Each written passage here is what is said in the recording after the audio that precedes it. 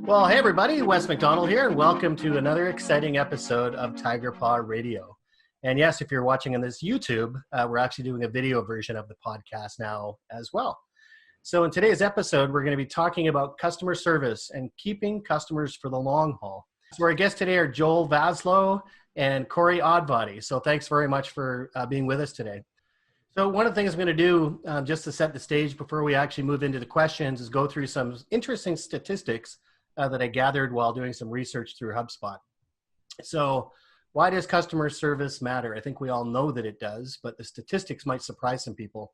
So 90% of Americans use customer service as a factor in deciding whether or not to do business with a company. That's sourced from American Express.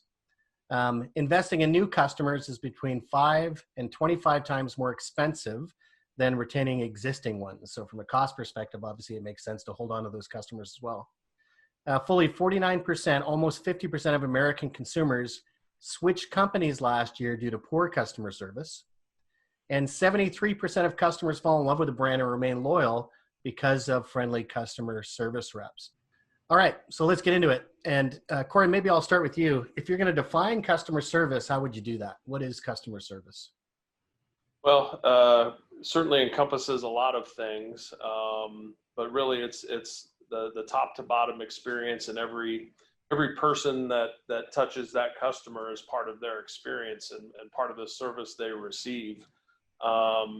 If I had to can it into a small definition, customer service is, you kind of said it before, the way your customer feels after conducting business with you, and what their interpretation of your company is, and quite honestly, how much they think you care about their business. Yeah, isn't it funny? And it really ties into that stat that I talked about, which was, when people decide to leave a company that they've been doing business with, that it really has nothing to do with the features and functionality and everything to do with what you just said, feeling, right? So Joel, maybe you can add to that. How do you look at customer service? What does it mean? Well, I want to piggyback on what Corey said at the end there, because it's how the customer feels at the end. At the end of the day, what good customer service is defined by how the customers define it and what their perspective is. And it does differ by industry, by customer type, and what their individual mindset is when they engage with you in an interaction. But to me, the real key is the word service. You are literally serving somebody else in a role of servitude. And if you view it that way, I think you will always be successful in helping those customers feel better about their interactions with you. Yeah, I really like how you frame that in two ways. One is obviously, the service aspect of it, that we are there for them and not the other way around.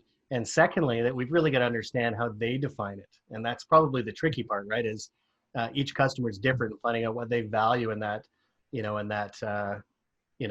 customer service experience.